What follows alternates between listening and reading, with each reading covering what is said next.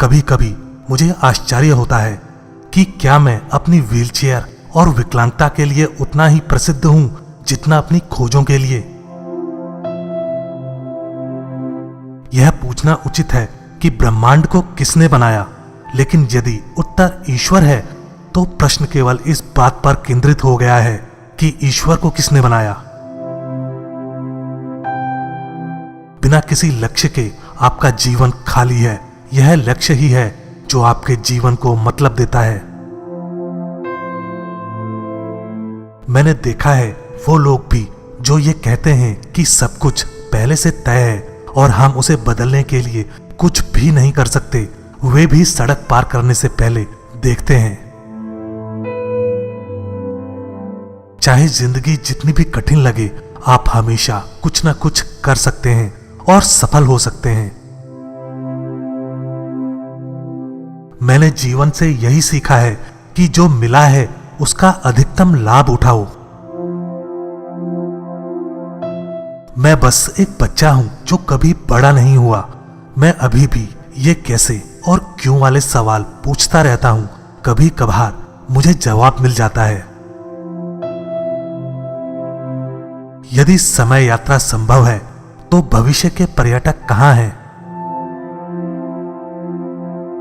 मुझे नहीं लगता कि मानव जाति अगले 1000 साल बची रह पाएगी जब तक कि हम अंतरिक्ष में विस्तार नहीं करते। मेरा मानना है कि कोई ऐसी चीज नहीं है जो असंभव हो, क्योंकि चीजें खुद को असंभव नहीं बना सकती। अन्य विकलांग लोगों के लिए मेरी सलाह होगी, उन चीजों पर ध्यान दें जिन्हें अच्छी तरह से करने से आपकी विकलांगता नहीं रोकती, और उन चीजों के लिए अफसोस न करें जिन्हें करने में ये बाधा डालती है। आत्मा और शरीर दोनों से विकलांग मत बने। लाइफ दुखद होगी अगर ये अजीब ना हो।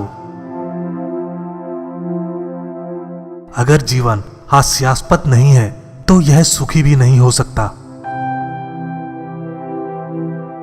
हर आदमी को शादी जरूर करनी चाहिए। आखिरकार जीवन में खुशी ही एकमात्र चीज नहीं है। वैज्ञानिक खोज भले ही सेक्स से बेहतर ना हो, लेकिन संतुष्टि लंबे समय तक रहती है। मैं कहूंगा कि मैं भगवान में विश्वास नहीं करता, लेकिन मुझे डर है कि वह मेरी बात सुन सकता है।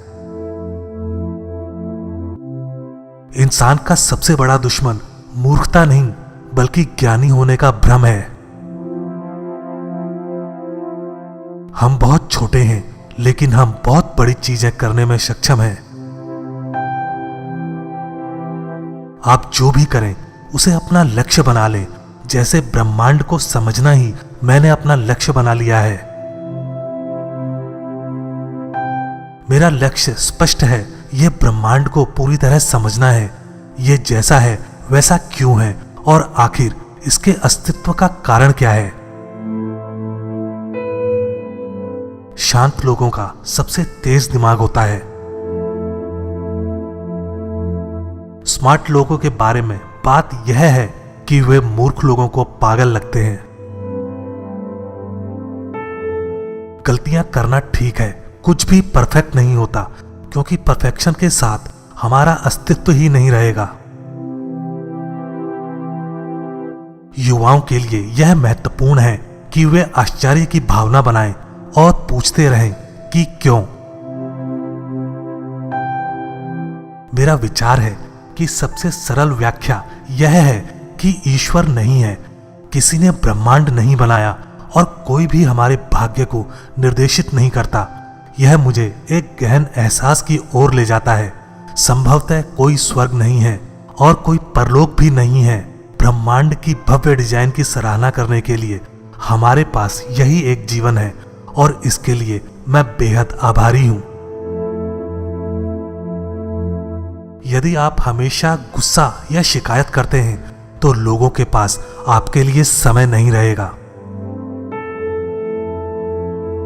मैं कोई भी भौतिक शोध, पुरस्कार और प्रशंसा पाने के लिए नहीं करता, बल्कि ऐसे प्रयोग और खोज करना जिन्हें पहले कोई नहीं जानता मुझे आनंद देता है। परिवर्तन के अनुकूल होने की क्षमता ही बुद्धिमत्ता है। आक्रामकता हर व्यक्ति की सबसे बड़ी शत्रु है। अगर बदलाव चाहते हैं तो बुद्धि को विकसित करना होगा। हम एक औसत तारे के छोटे से ग्रह पर रहने वाली बंदरों की एक उन्नत नस्ल हैं, लेकिन हम ब्रह्मांड को समझ सकते हैं। यह हमें कुछ खास बनाता है। जब किसी की उम्मीद एकदम खत्म हो जाती है तो वो सचमुच हर उस चीज की महत्ता समझ पाता है जो उसके पास है। हमें अपने लालच और मूर्खता से खुद को नष्ट करने का खतरा है। हम एक छोटे और तेजी से प्रदूषित और भीड़भाड़ वाले ग्रह पर खुद को मौजूद नहीं देख सकेंगे।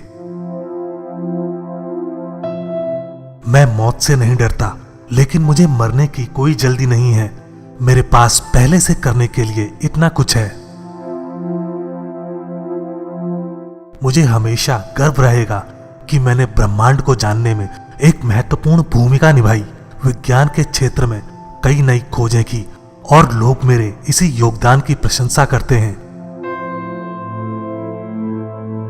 काम आपको अर्थ और उद्देश्य देता है और इसके बिना जीवन अधूरा है। मेरे पास इतना कुछ है जो मैं करना चाहता हूं। मुझे समय बर्बाद करने से नफरत है। मैं ईश्वर से नहीं डरता,